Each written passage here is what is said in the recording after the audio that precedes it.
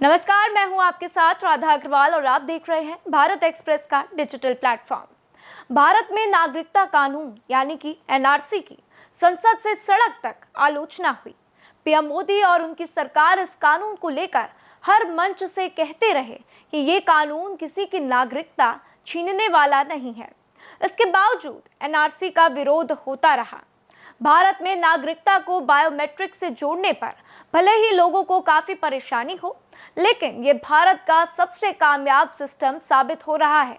और ये बात अब बस सरकार या आम लोगों तक ही सीमित नहीं है, बल्कि अमेरिका के राष्ट्रपति डोनाल्ड ट्रंप भी ये मान रहे हैं। उन्होंने तो इसको लेकर भारत की तारीफ भी कर दी।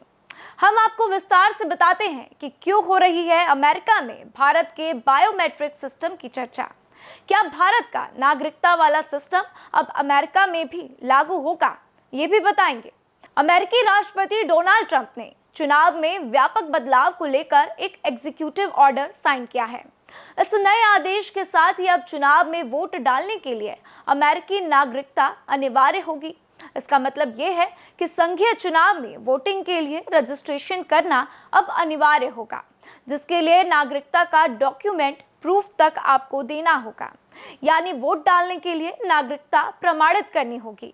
मतलब ये है कि भारत में सिर्फ प्रमाण मांगा जा रहा था, अमेरिका में वोट डालने के लिए अब नागरिकता प्रूफ करनी पड़ेगी और इसके लिए साबित करना पड़ेगा कि आप अमेरिकी नागरिक हैं या फिर नहीं।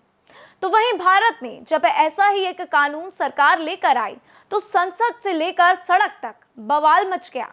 विरोधियों ने खूब रोटियां सेकी। 2019 में नागरिकता छीनने की साजिश बताकर सड़कों पर खूब बवाल मचाया, लेकिन अब भारत के इसी कदम की अमेरिका ने खूब तारीफ की है।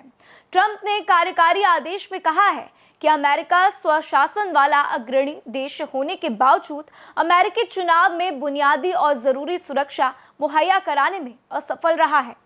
इतना ही नहीं, ट्रंप ने भारत और ब्राजील का नाम लेकर उदाहरण दिया और कहा कि भारत और ब्राजील मतदाता पहचान को बायोमेट्रिक डेटाबेस से जोड़ रहे हैं, जबकि अमेरिका नागरिकता के लिए काफी हद तक सेल्फ अटेस्टेशन पर निर्भर रहता है।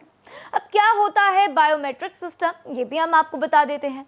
देखिए, बायोमेट्रिक सिस्टम फिंगरप्रिंट, आंखों की पुतली स्कैन कर और चेहरों की पहचान करता है। इसकी मदद से हर एक व्यक्ति का एक यूनिक आइडेंटिफिकेशन हो जाता है, जो लोगों की पहचान को सटीक और बिना गलती वाला बना देता है। 2019 के राष्ट्रपति चुनावों ने पूरी तरह से दुनिया को हिला दिया था। दुनिया के सबसे पुराने लोकतांत्रिक देश के चुनावों में धांधली के खुले आरोप लग रहे थे। अमेरिका के कैपिटल हिल पर सबसे भीषण हिंसा की तस्वीर पूरी दुनिया ने देखी। ट्रंप चुनाव हार चुके थे, लेकिन ट्रंप और उनके प्रशंसक ये मानने के लिए तैयार नहीं थे। 2024 के चुनावों तक ट्रंप यह दोहराते रहे और सत्ता में आने के साथ ही ट्रंप ने बदलाव भी शुरू कर दिए। राष्ट्रपति ट्रंप ने एक आदेश के तहत अमेरिका में वोटर रजिस्ट्रेशन फॉर्म में संशोधन की बात कह दी। अब मतदाताओं को नागरिकता का सबूत डॉक्यूमेंट फॉर्म में देना होगा, जैसे अमेरिकी पासपोर्ट या फिर जन्म प्रमाण पत्र। राज्यों को अपनी मतदाता सूची और मतदाता सूची के रखरखाव के रिकॉर्ड की भी समीक्षा के लिए होमलैंड सिक्योरिटी विभाग, साथ ही सरकारी दक्षता विभाग को सौंपना होगा, यानी डच को देना होगा। ट्रंप का मानना है कि इस आदेश का मकसद चुनावों में पारदर्शिता और निष्पक्षता सुनिश्चित करना है। आदेश के तहत वोटर अब संघीय चुनावों में मतदान के लिए नागरिकता के दस्तावेजी प्रमाण के बिना रजिस्टर नहीं करा सकेंगे।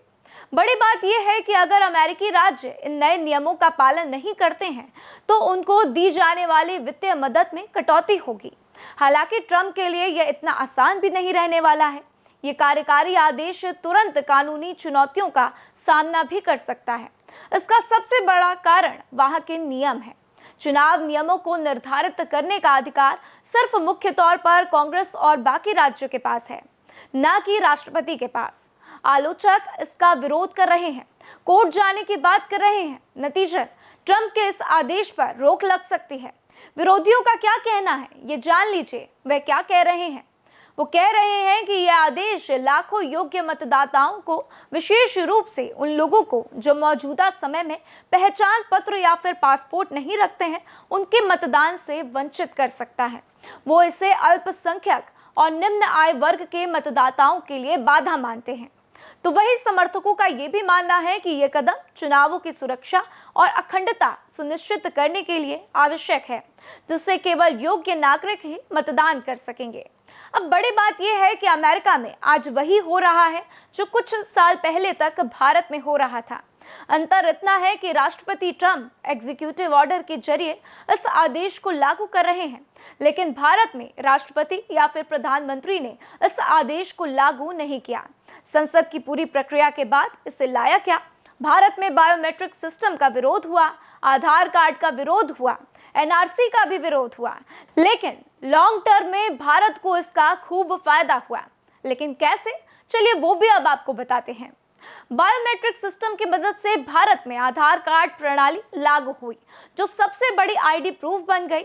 आज आप और हम इसका इस्तेमाल कर रहे हैं।